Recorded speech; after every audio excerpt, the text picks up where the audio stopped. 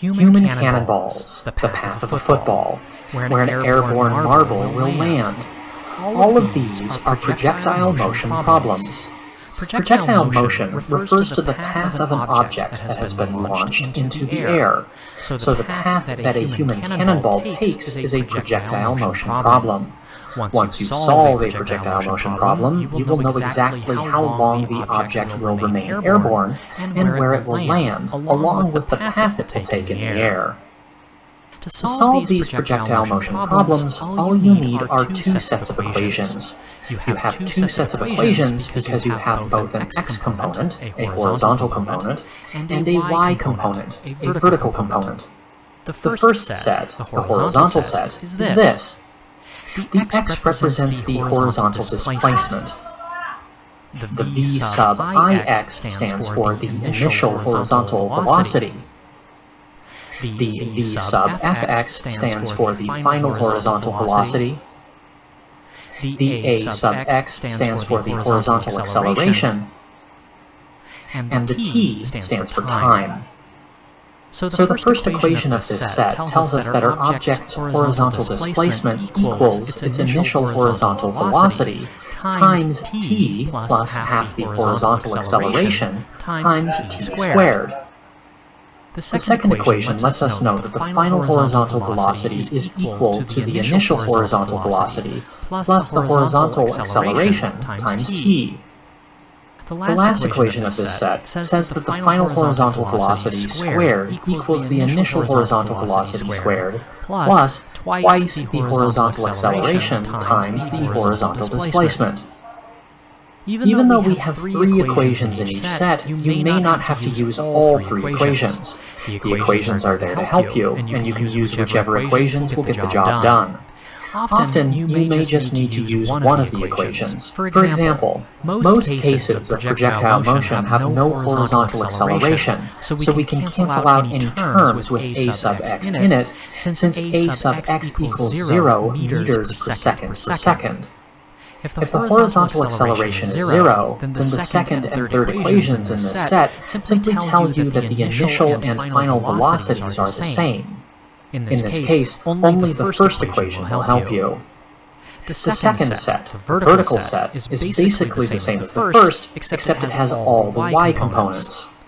In this set, the y stands for the vertical displacement. The y sub iy stands for the initial vertical velocity. The v sub fy stands for the final vertical velocity.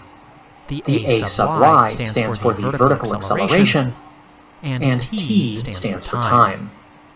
The first equation tells us that the vertical displacement is equal to the initial vertical velocity times t plus half the vertical acceleration times t squared. In the next equation, the final vertical velocity equals the initial vertical velocity plus the vertical acceleration times t. The last equation shows that the final vertical velocity squared equals the initial vertical velocity squared plus twice the vertical acceleration times vertical displacement. If your projectile motion problem is happening inside Earth's atmosphere and under Earth's gravity, then your a sub y is equal to negative 9.8 meters per second. Note that you have your x and y parts for the velocity. Remember that your velocity is a vector, and unless you are shooting straight out horizontally or vertically, velocity will have both a vertical component and a horizontal component. To find these components, you will need to apply a bit of trigonometry. To find your initial horizontal velocity, take your initial velocity and multiply it by the cosine of your angle. The angle is the angle the projectile is shot from. To find the initial vertical velocity, you take the initial velocity and multiply it by the sine of the angle. Let's take a look at these equations in action. A paintball is shot horizontally from a height of 0.8 meters with a velocity of 10 meters per second. How long does it take before the paintball reaches the floor? To solve this problem, you first write down all the components that you are given or can figure out. For our horizontal components, we don't know the horizontal displacement, nor do we need it to solve this problem. The initial horizontal velocity is 10 meters per second, and the horizontal acceleration is 0, since there is no outside horizontal force acting on the paintball. For our vertical components, the vertical displacement is negative 0.8 meters, because the paintball needs to go down 0.8 meters to reach the ground.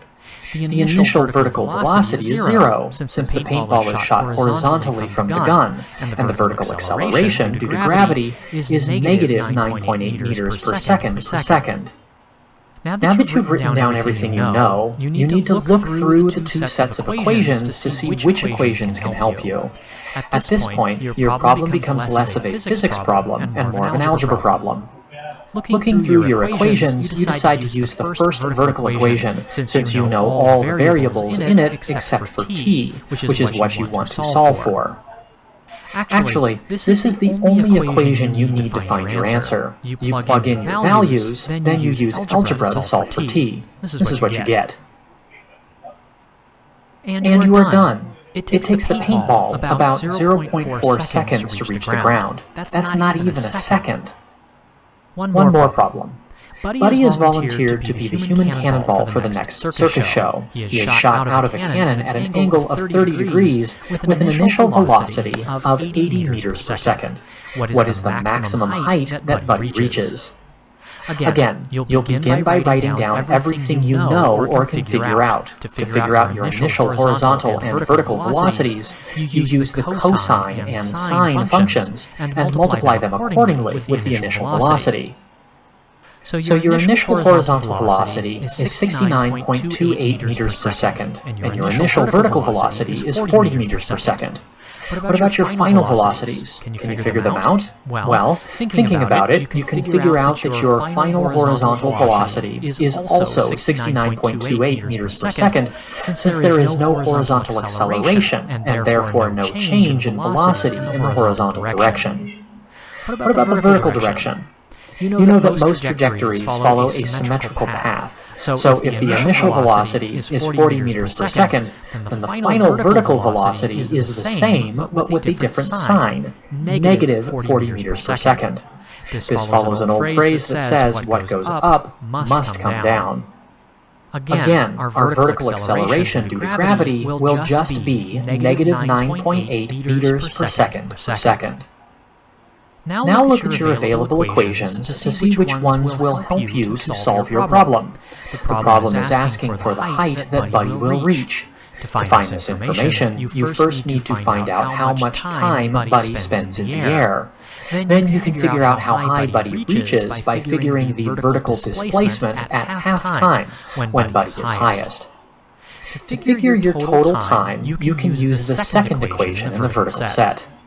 You know all the variables there except for the t. You can't use the second equation in the horizontal set because the zero horizontal acceleration gets rid of the t variable that you need. Putting in your values and solving for t, you get this. The total time Buddy spends in the air is 8.16 seconds.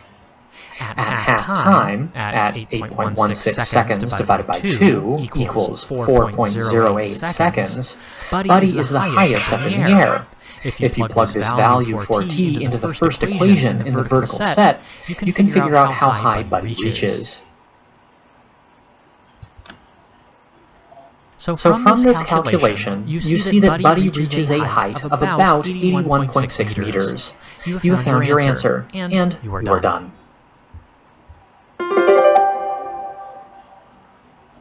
Let's review. Projectile motion refers to the path of an object that has been launched into the air. To solve projectile motion problems, you use these equations. Remember that for this first set, the horizontal set, you'll rely more on the first equation, since horizontal acceleration for most projectile motion problems is simply 0.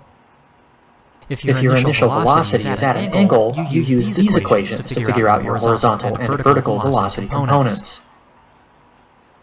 To solve your problems, you first write down all the given information along with the information you can figure out. You then look at your equations to see which one will help you find your answer. Your problem then becomes an algebra problem, where you try to solve for your unknown variable.